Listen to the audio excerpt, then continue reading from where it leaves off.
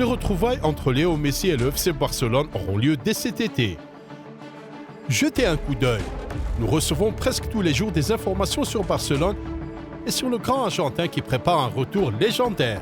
Léo a déjà donné son accord, tandis que le conseil d'administration de Barcelone doit s'assurer de la composante financière du méga-transfert qui consiste à faire entrer le contrat de Lionel dans les limites strictes du fair play financier de la Liga.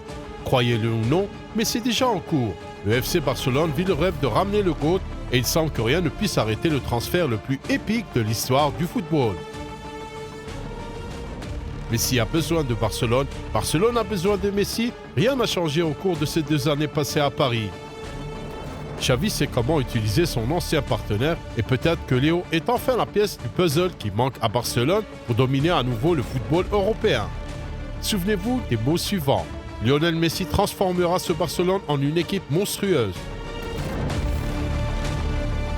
Aujourd'hui, nous allons vous expliquer pourquoi nous pensons ainsi. Un autre football est avec vous, une chaîne de journalisme footballistique de haute qualité. Abonnez-vous, donnez-nous un like. Si vous voulez que Léo revienne au Barça, écrivez Messi revient dans les commentaires ci-dessous. Peut-être qu'il regardera cette vidéo sur YouTube et que vous contribuerez ainsi à son retour légendaire. Sans plus attendre, commençons.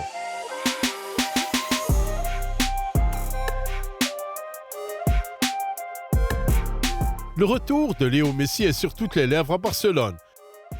Les tribunes du Camp Nou scandent son nom à la 10e minute de chaque match.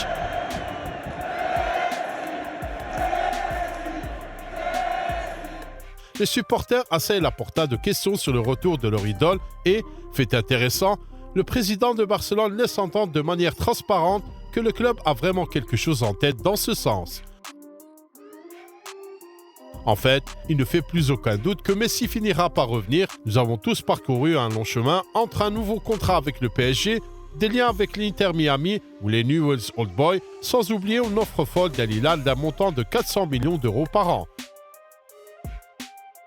Et encore une fois, imaginez Léo dire non à une telle somme.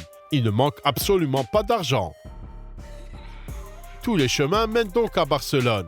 Les chemins de Léo Messi et de sa famille mènent à Barcelone, car c'est la ville de leur cœur, la ville qu'ils aiment et sans laquelle ils ne peuvent imaginer leur vie. C'est peut-être le facteur clé. Messi veut mettre un terme à sa carrière européenne dans son club et sa ville préférée. Selon les rapports de divers journalistes, il y a plusieurs faits significatifs qui indiquent que tout est déjà décidé. Les négociations entre Messi et les PSG sont au point mort, aucune nouvelle rencontre n'est prévue. Lionel a clairement décidé de poursuivre sa carrière en Europe et après avoir envisagé toutes les options, il s'est rendu compte que lui et sa famille voulaient revenir à Barcelone. Ainsi, tout le monde serait à nouveau heureux, le facteur familial ayant toujours été décisif pour l'Argentin. Barcelone et Léo sont en contact permanent. En d'autres termes, toutes les conversations passent par Xavi. Messi utilise toujours le mot « nous ». Lorsqu'il parle des matchs de Barcelone, il se considère toujours comme faisant partie de l'équipe et du club. Tous les services de Barcelone travaillent déjà à ce plein régime pour assurer le transfert de la légende. Les Blaugrana sont en pourparlers direct avec la Liga, qui est également intéressée par l'arrivée du champion du monde, car cela pourrait certainement rapporter beaucoup d'argent en marketing pour Léo lui-même, Barcelone et la Liga. Toutes les parties sont investies, et par conséquent une solution au FFP doit être trouvée malgré tout.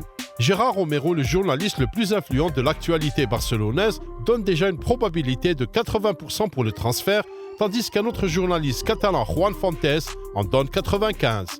De plus, de nombreux journalistes tels que Veronica Brunati, Tony Juan Martí, Alfredo Martinez confirment tous ensemble que Messi a de grandes chances de rentrer au pays.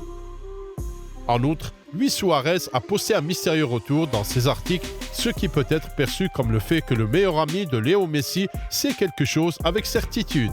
Il y a aussi une information d'un autre journaliste local, Adrien Sanchez, qui affirme qu'Antonella a déjà retiré les enfants de l'école de Paris et inscrit Thiago et Matteo à l'école de Barcelone, où le fils aîné avait l'habitude d'étudier. Et bien sûr, n'oublions pas Fabrizio Romano, un journaliste auquel toute la communauté du football fait confiance, qui affirme que si la formule FFP est trouvée, Léo Messi a toutes les chances de rejoindre le FC Barcelone.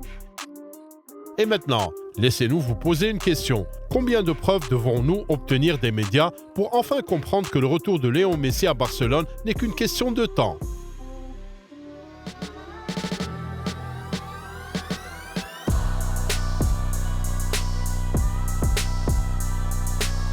Lorsque l'on discute de la façon dont Messi va changer le concept de jeu de la liste de Xavi, il est nécessaire de se concentrer à la fois sur les avantages et les inconvénients. N'êtes-vous pas d'accord? Alors faisons-le. Commençons par une petite remarque. Après une saison et demie, Xavi a réussi à construire un système fonctionnel. Oui, il a certaines limites, mais la présence de la structure ne peut être niée. Ensuite, aucune question ne doit être posée au niveau de Messi. Il est sans doute le meilleur dans toutes les mesures clés que les grandes lignes ont à offrir. À l'échelle individuelle, le gars est toujours un artiste d'élite. Mais comment adapter l'Argentin au style footballistique de Xavi? Le Catalan lui-même a déclaré son souhait de rendre son ancien partenaire et sait comment l'utiliser correctement. Mais il y a encore certaines préoccupations à gérer. Tout d'abord, presser. Barcelone est le meilleur de la Liga parmi les meilleurs d'Europe en termes d'intensité de pression.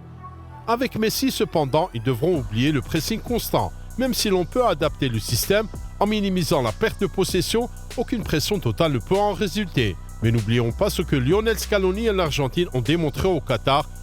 Entourer Messi de footballeurs organisés et tenaces peut compenser ses faiblesses, à savoir son incapacité à apporter beaucoup sans possession. Une autre question est l'impact sur Pedri et Gavi. Contrairement à Messi, ils sont à la fois le présent et l'avenir et le rôle serait inévitablement diminué si Messi les rejoignait. Oui, ils apprendraient une chose ou deux en jouant aux côtés du meilleur footballeur de cette époque, mais le schéma dans ces situations a tendance à être qu'en fait, somme si vous enlevez quelque chose aux jeunes émergents en compromettant leur statut dans l'équipe. Parmi les avantages, 2 points principaux doivent être soulignés. Premièrement, il y aura moins de croisements. Le jeu positionnel s'appuiera davantage sur les solides qualités de Léo et sur la réception du ballon à ses pieds. Deuxièmement, le Barça aura une arme unique en Argentin qui peut décider du résultat de n'importe quel match. Où Xavi utilisera-t-il le GOAT? Le manager espagnol élève que Pep Guardiola a déjà résolu ce puzzle dans sa tête et a clairement expliqué son plan à Léo lui-même. Donc, l'entraîneur-chef de Barcelone a déjà trouvé un rôle à Messi qui aura 36 ans la saison prochaine. Léo jouera le 4e milieu de terrain. La position de l'intérieur droit serait l'ajustement le plus naturel dans la formation 3-6-1. Cela peut servir d'idée principale pour la campagne. Des options sont également disponibles avec les formations classiques conçues pour Messi et Barcelone 4-3-3, où Léo prend le rôle d'un faux ailier droit et interagit avec un arrière droit défensif qui pourrait être à la fois Koundé et Araujo. Ensuite, il y a une option intrigante avec un diamant au centre du milieu de terrain. Selon les scoops que nous recevons quotidiennement, c'est le deuxième plan vers lequel Xavi peut se tourner. Dans cette formation, les joueurs sont positionnés comme suit. Messi jouant avec 2 attaquants, Lewandowski et Dembélé. La présence de Messi dans ce rôle d'intérieur droit pourrait également dicter la nature du joueur derrière lui dans la boîte. Le PSG a souvent utilisé le jeune milieu de terrain portugais Vitinha dans un rôle d'équilibre dans les grands matchs cette saison. Lorsque Messi est positionné haut et se remet en place, Vitinha est celui qui s'occupe des profondeurs. Mais quand Messi veut prolonger profondément et recevoir des passes dans sa moitié de terrain, Vitinha a poussé plus haut pour occuper les défenseurs et lui laisser de l'espace. Gavi pourrait imaginer ses chances de jouer ce rôle. Barcelone a ce qu'il faut pour intégrer harmonieusement Messi dans la structure du jeu et Xavi pense que c'est la magie et la créativité de Lionel qui manquent à son équipe pour restaurer la force formidable capable d'effrayer tout le monde. Le club lui-même soutient cette opinion de l'entraîneur, considérant Messi comme le joueur numéro 1 dans le dernier tiers du terrain. Il est toujours numéro 1 en matière de créativité et de finition. C'est pourquoi Messi, entouré de partenaires qui l'adorent et sont prêts à mourir pour lui sur le terrain de football, peut répéter la magie qu'il a créée au Qatar. Il semble que ce soit l'alchimie de la ville et de l'équipe sur laquelle les patrons de Barcelone comptent lorsqu'ils sont prêts à faire littéralement n'importe quoi pour récupérer Léo. Les amis, nous attendons une grande nouvelle saison de Léo Messi et Barcelone. Et vous? Partagez votre opinion dans les commentaires ci-dessous. N'oubliez pas de nous laisser un like et de vous abonner à notre projet. Un autre football est une chaîne de journalisme footballistique de qualité. Prenez soin de vous et à bientôt.